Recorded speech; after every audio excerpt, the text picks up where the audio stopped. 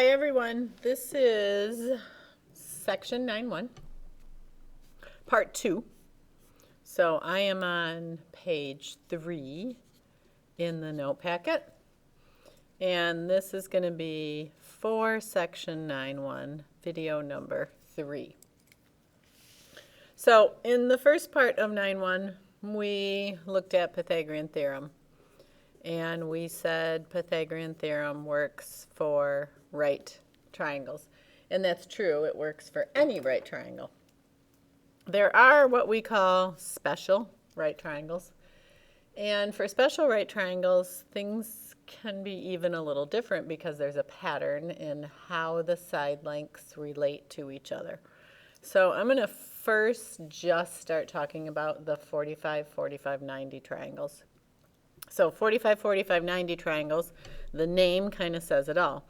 They are a right triangle because one of the angles is 90. The other two angles have the same measure. They're 45. Remember, all the angle measures must add up to 180.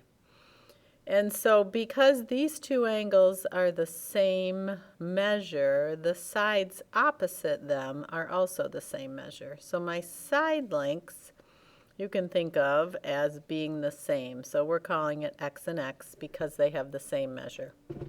So whenever you have a 45, 45, 90 triangle, your two legs have the same length, and your hypotenuse is always going to be that length times the square root of 2. So this says hypotenuse equals leg times the square root of 2. That's always going to be true for a 45, 45, 90 triangle. So if you have a 45, 45, 90, you don't even really need to do Pythagorean theorem because you have this relationship that you know. So even if you don't know two of the sides, you can still find the other side.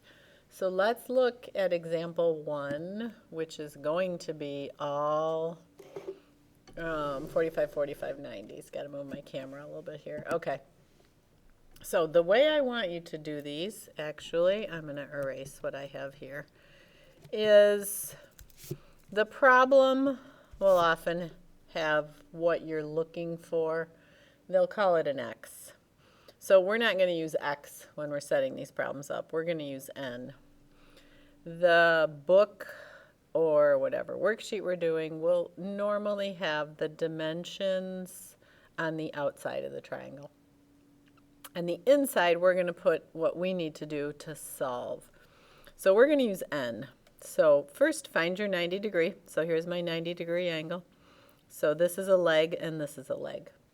So if you look up here, the legs have the same length.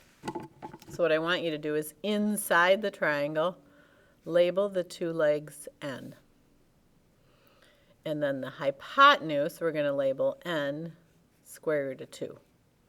So I'm taking this relationship that's up here, x square root of 2. I'm just representing it with a different variable because x is what we're solving for. So it would be confusing to have x's here and x's here. So we're going to call this n. So then you look for where you have a number given to you. So this is n and they gave you 5. And this is n and they gave you 5. So then I know that n equals 5. So what I'm trying to solve for here is x. I know x equals n square root of 2. I know n equals 5. So in place of n here, I can substitute in 5. So x equals 5 square root of 2. So the length of my hypotenuse, so this is the length of hypotenuse, is 5 square root of 2, which makes sense because for a 45, 45, 90, the legs will be the same, and the hypotenuse will be the leg times the square root of 2. And that's what we got. 5 square root of 2, our legs were 5. So let's try it again. Again, I changed my mind about how I want to do this. I don't want this on the outside. I think it's going to be best to put this on the inside. So find, and by the way, up here we told you they're all 45, 45, 90s. So even though these angles aren't measured 45, we're going to say they are because we told you up here they are. So I have a 45, 45, 90. Here's my right angle, so the two sides that touch it are going to be my legs. So I'm going to label the legs N and N. And my hypotenuse, I'm going to label N square root of 2. So there's a number and an N, so I know N equals 10. X is what I'm solving for. So I'm going to say X equals N square root of 2. Well, I just said up here that N is 10. So I'm going to substitute a 10 in right here, and I'm going to get X equals 10 square root of 2. So that is my hypotenuse, or my missing side length. Turn the page to page 4. Another example, and I'm just going to put up here that these are 45, 45, 90. So we know that. So 45, 45, 90s have the relationship of the two legs. Here's my legs because there's my 90-degree angle. So my legs on the inside I'm going to label N. And my hypotenuse on the inside I'm going to label N square root of 2. Now you'll notice this time X is what I'm solving for, and I don't have a number here. This is what they gave me. So what is given is what I'm going to set equal and solve my equation. So I'm going to say N square root of 2 equals 8 square root of 2. And then I'm going to solve for N. So if N is multiplied by the square root of 2, to undo multiplication, I'm going to divide both sides by the square root of 2. Remember, square root of 2 is just a number. So square root of 2 divided by square root of 2, those 1 out, or divide to give me 1. I'm left with N all by itself.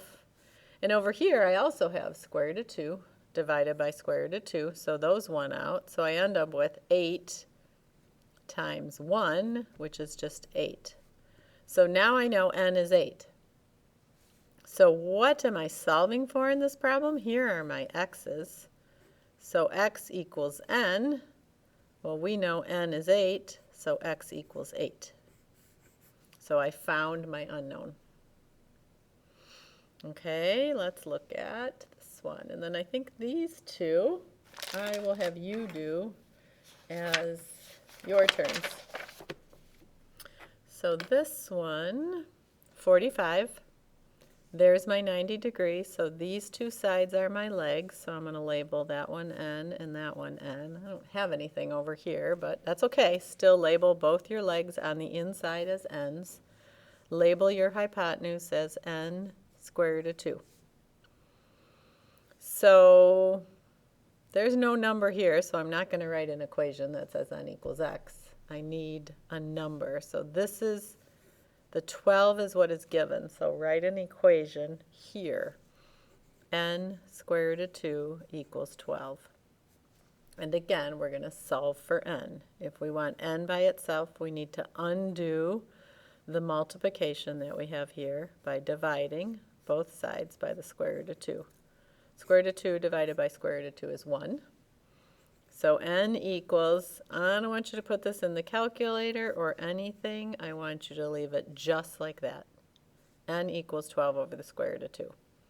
Now let's go back. What are we solving for here? We're solving for X. And so X equals N, and we know N equals 12 over the square root of 2. So X equals 12 over the square root of 2. That's all we were solving for here, so we are done. And it's fine just to leave it like that. Now I'm just going to show you a little check here. I'm going to check this. So if X and N are the same, and this is N times the square root of 2. So if I multiply my N, which is 12, times the square root of 2, times the square root of 2, When I multiply fractions, I multiply the top and multiply the bottom. Well, I have a square root of 2 on the top and a square root of 2 on the bottom, so I end up with just 12. And